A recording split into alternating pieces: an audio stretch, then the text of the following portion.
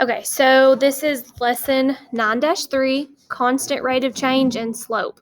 So those mean the same thing. Constant rate of change is just another word for your slope. So this first example, it says the table shows the distance traveled on a zipline tour. Find the constant rate of change between the quantities. So anytime we have a table like this, we've talked about this before, your x is always the one that's on top, y is on bottom on a table. Okay, if it's up and down, x is first, then y. So to find the constant rate of change, we find the difference that's happening each time. Okay, so from 12 to 24, that's plus 12. From 24 to 36 is plus 12, and so on. Since we got the same thing each time, so far we're good. You also look at the top. So 2 to 4, that's plus 2. 4 to 6, plus 2. Now, obviously 12 and 2 are not the same thing, but you were just making sure the pattern continues this way.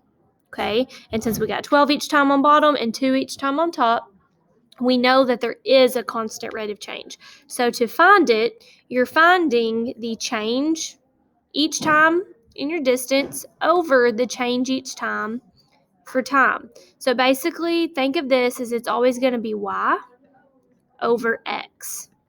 You're finding the change in y over the change in x. So I want you to write that down, that the constant rate of change equals y over x. Or you could say it equals the change in y over the change in x. So what we do next is we write that. The change on bottom each time was 12. The change on top each time was 2. So I have 12 over 2, and then we simplify that to 6 over 1. So 6 feet every second is our constant rate of change there. Okay, so now you're going to try one of these. You're going to try number 1. You're finding the constant rate of change, and then we will look at another example. Okay, on example 1, we are finding the constant rate of change. So remember, rate of change is the change in y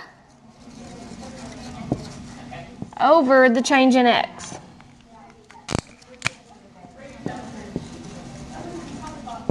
These tables are always set up, x is on top, y is on bottom. Always. If it's a table that's up and down, x is first, then y. So we come up here and we go ahead and find the change. The change just means what happens from one to the other. So from 100 to 80, that's a change of 20. So it's changing 20 each time. So on this one, that's our change in money over the change in days.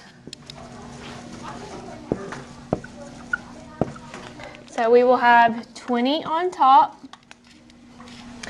and then on bottom is our x, so each time it is just changing 1. So we have 20 divided by 1, okay, which is just 20. So that tells me $20 for one day, or $20 per day. I know you can't see that blue as well, so I'll write it in red. $20 per day. That is our constant rate of change on that problem. Okay, this next example says a circular design on an internet advertisement, turn my volume up, has 2 circles, one that is decreasing in size and one that is increasing in size. So we're looking at a circle, so it just means one is getting bigger around, like it's kind of growing out, and one is decreasing in size, so it's getting smaller. Find the constant rate of change for the radius of circle 1 in the graph shown, then interpret its meaning. So for this example, we are looking at this green line, circle 1. So now we're going to find our constant rate of change from a graph instead of just points in a table. Okay, so what we do is what they say, choose any 2 points on the green line. So if you notice, here's a point, there's a point. So they give us 3 on that green line, but we just have to choose 2 of them. We only need 2 to figure it out, because just like on the table, our pattern, you had to look from one number to another, so you only needed 2 numbers. Just like when we were looking from 12 to 24, we basically said, okay, well, it's 12 plus 12 to get to 24, or backwards, 24 minus 12 gives you 12. So you only need 2 numbers, so 2 points. Okay, so they used the 0.25 and 6, 4, so we will use those as well. So that means seconds is on bottom, radius is on the side. This is always your x on a graph. Going up is always your y. Okay, so the number of seconds is x, radius is y. So just like earlier we talked about, your rate of change is y over x. So we are finding the change in the radius, which is the y, over the change in time, which is our x. So from those 2 points, okay, I want you to start labeling your points like this, because what we're transitioning to is we're going to learn a formula soon that will help us find slope. But we kind of have to understand it before we get to the formula. Sorry, that 6-4 looks kind of rough. Okay, so above your first point, every point is always x then y, okay? So this is the first point. So we're going to label this one x1, y1. Okay, well, this is also x then y, because every point is. But this is our second point. So we'll say this is x2, y2. Okay, so we're finding the difference or the change in the radius. Well, change in the radius means the y's. So if I look at just the 2 y values, okay, so I have a 4 and a 5. We're going to take the second one minus the first one. Just like up here, 24 minus 12 gave us the difference of 12. So there's that, because remember it's y over x. Let me switch colors again. So then on bottom, that's going to be my x's, the change in x. I have 2 and 6. So the second one minus the first one. Okay, so on top, I have 4 minus 5, which is negative 1. On bottom, we have 6 minus 2, which is 4. Now, since just the top is negative, that means this whole fraction is now negative. So negative 1/4 is the change each time. The radius was in centimeters. The time was in seconds. So that means 1 centimeter every 4 seconds, negative 1/4. They changed it to a decimal, which is fine. But the main thing you have to remember here is that it's the change in y over the change in x. So from these 2 points, I was able to do that. Okay. I do like what this says over here. It says it does not matter which point you use first when you're finding the difference. Just like I said, okay, we're going to do y2 minus y1. We could have swapped them and said this was x2, y2. This was x1, y1. Okay. Doesn't matter which one you start with, as long as you always use that same point for the numerator and denominator, which means for your x and y. So since I started... Let me rephrase that. Since I said this was x1, y1, and this was x2, y2, and I said, okay, 4 minus 5 on top, I had to then do 6 minus 2 on bottom. If I had switched them and done 5 minus 4, I would have had to do 2 minus 6 on bottom. It'll get you the same answer. Okay, so, excuse me, problem number 2 says using the graph above, find the constant rate of change for circle 2. So when it says interpret the meaning, that's just like right here where it says the rate of change is negative 0.25 centimeters per second, which means the radius of the circle is decreasing at a rate of 0.25 centimeters per second. So I'm not going to make you tell me the meaning, but I need you to find the constant rate of change now for circle 2, which is this blue line. If you notice, they give you 2 points. You're going to use those 2 points to find your difference and to get your rate of change or your slope. So pause the video and try that now. On problem number 2, we're looking at the graph. I just drew a little small one. So it said find the constant rate of change, looking at the graph above, for circle 2, then interpret its meaning. So we've already done it for circle 1 in the example. On circle 2, I told you the points were 2, 3, and 4, 6. So on every point, sorry, I went blank, they're always x, then y. Okay, so this is also x, then y. So to find our constant rate of change, it's the change in y over the change in x. On this graph, our y is radius, so we're finding the change in radius over the change in seconds, because that is your x. So it's a little easier to do from the graph, but I know you don't have that very well where you can see it because it gets small. So on the radius, these are the 2 points we have. 2, 3, and 4, 6. You're looking at just the change in y, and it doesn't matter which one you start with. So we'll start with this one. So it went from 3 on y up to 6. So I'm going to put that.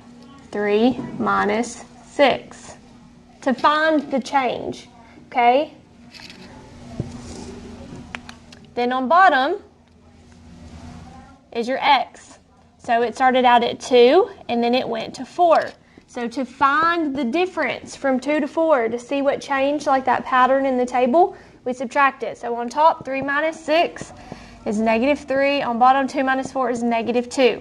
A negative over a negative cancels, which makes it positive, which is what we wanted, 3 over 2.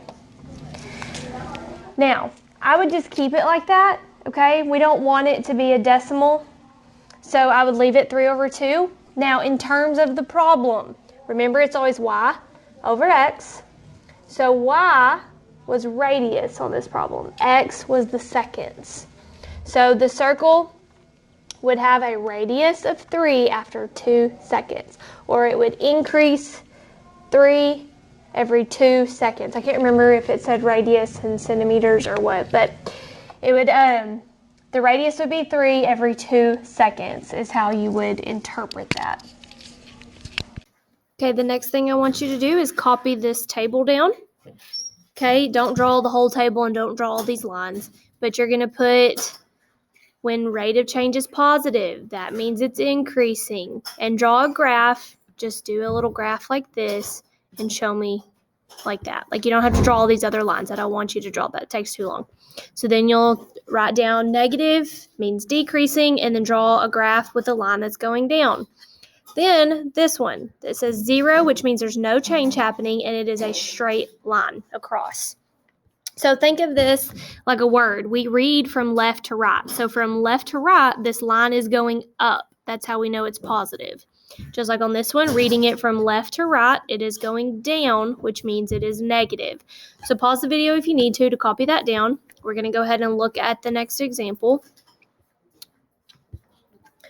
Okay, so right here. Now we're going to look at the actual formula for slope. So copy this down, put a big star by it, circle it, do whatever you need to, because you're going to eventually have to memorize this. This says m equals y2 minus y1 over x2 minus x1. Okay, that's kind of what we did in the last example. Okay, you're using 2 points, x1, y1, x2, y2. And you're finding the difference in y over the difference in x, or the change in y over the change in x. So copy that formula down, circle it, and star it. So that is what slope is. So slope, again, means same thing as constant rate of change. So on these 2 examples, they give us a graph, and it just says find the slope. So if we look, here's a point, and it looks like there's technically another point right here, but you only need 2 points. So I have 4, 3, and 8, 6. Again, don't forget, just like on the last problem, it does not matter which one we choose as the first one, but you have to pick one to make it your first one for x and y. So I'm going to say 4, 3 is my first point. Oh, good Lord. So 4, 3. So this is my x1, y1. So then the other point, 8, 6, is going to be my y2, x2, y2. Okay, you could have switched them. It still gets you the same answer as long as you swapped both and said this was x1, y1, this was x2, y2. So now it is the change in y. So I do y2. I always start by writing the formula. That's the easiest thing, easiest way to help you memorize it. So then you're just replacing with what you have. So I go look, I labeled this as y2. So y2 minus y1 over x2 minus x1. So on top, 6 minus 3, that is 3. On bottom, 8 minus 4 is 4. So my slope is 3 over 4. You want to keep these as fractions because slope tells you your rise over run. So since it's positive, that tells me from one point on the graph, I go up 3. to the right 4, and that'll be my next point. And I can continue that. 1, 2, 3, 1, 2, 3, 4. And it'll tell you where the next point is on your line. Okay, so B, another problem. Now, on this one, I could have done it on the last one, but I just want to look. From left to right, it's going down. So we know our answer for slope should be a negative number. So I have the point -4, 2. I'm going to say that's my x1, y1. And then the point 2, -2. That's going to be my x2, y2.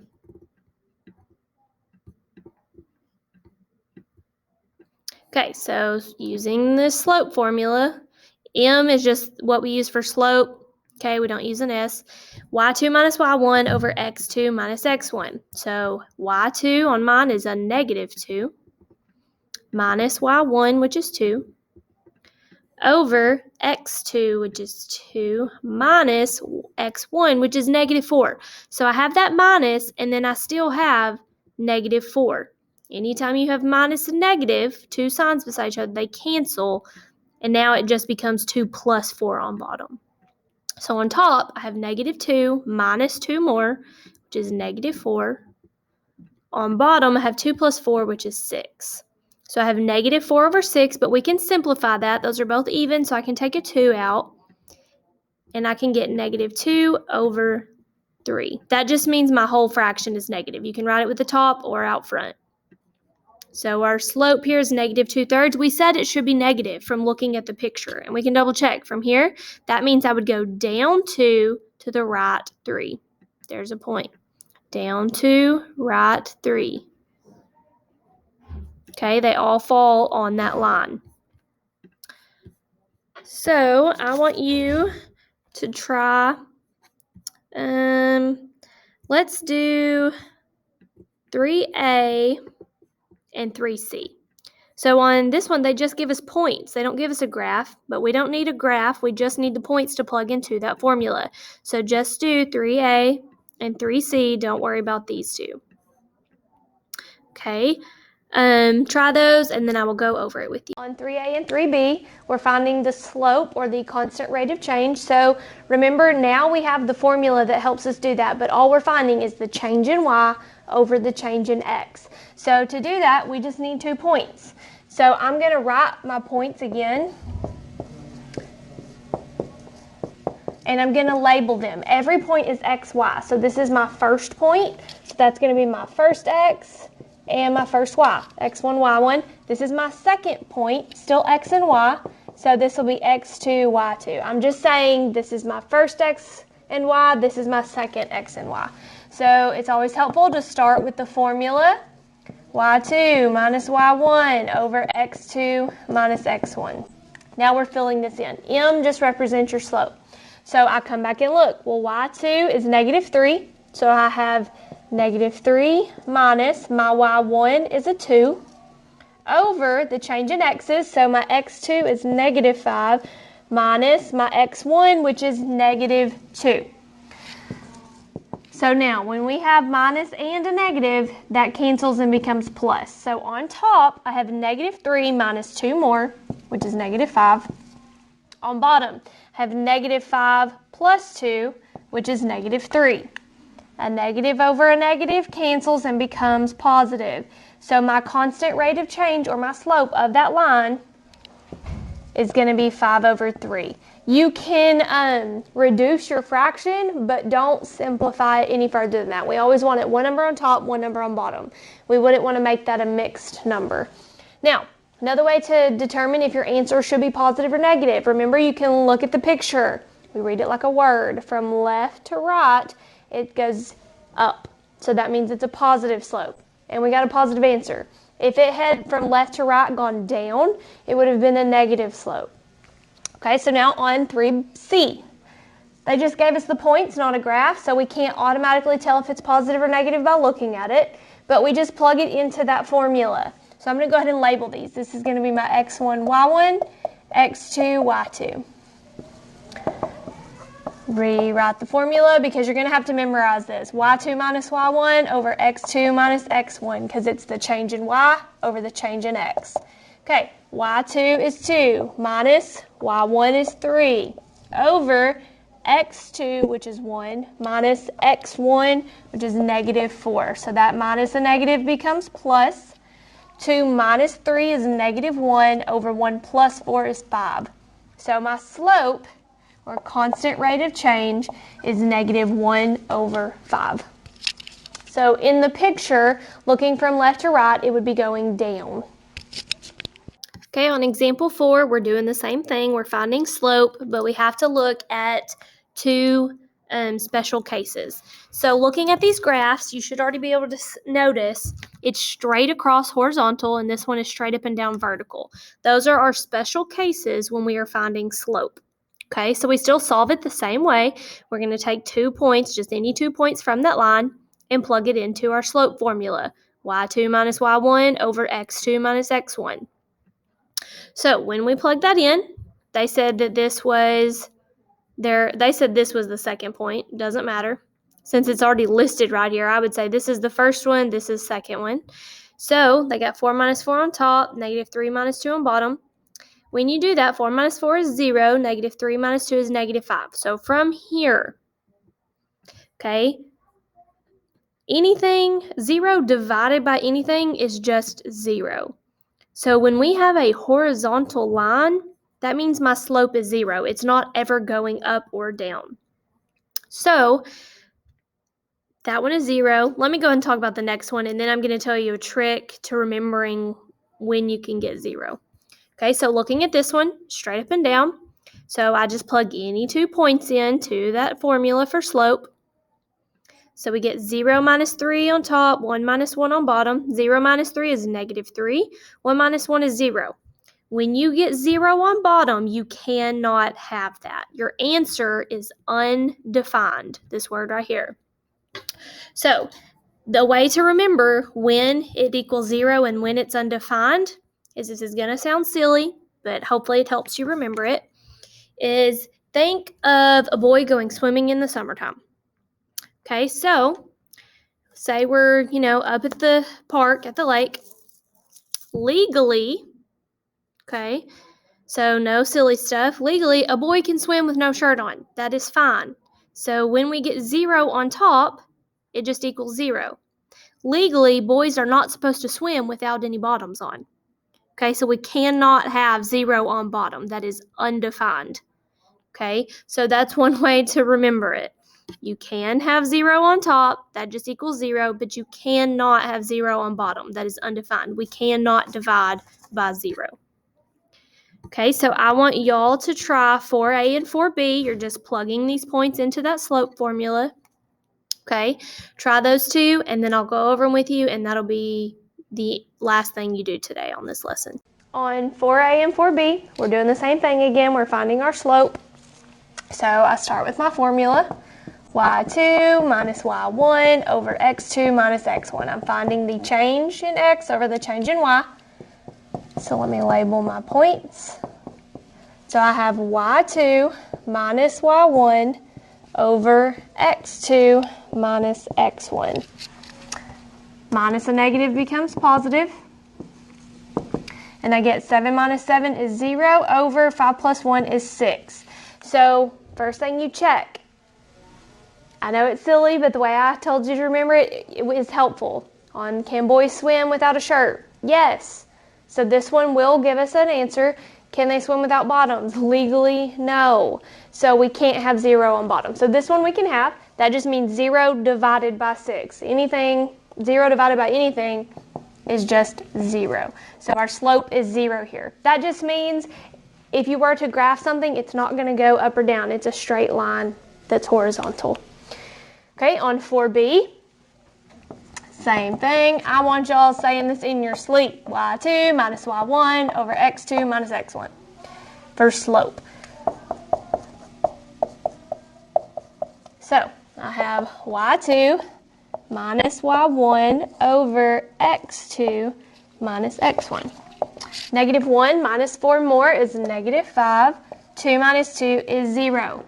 So we just talked about this on the last problem. We can have 0 on top, but we cannot have 0 on bottom. So the answer to this is undefined. Okay, that just means if we were to graph that, which we will eventually, it's straight up and down. It's a vertical line.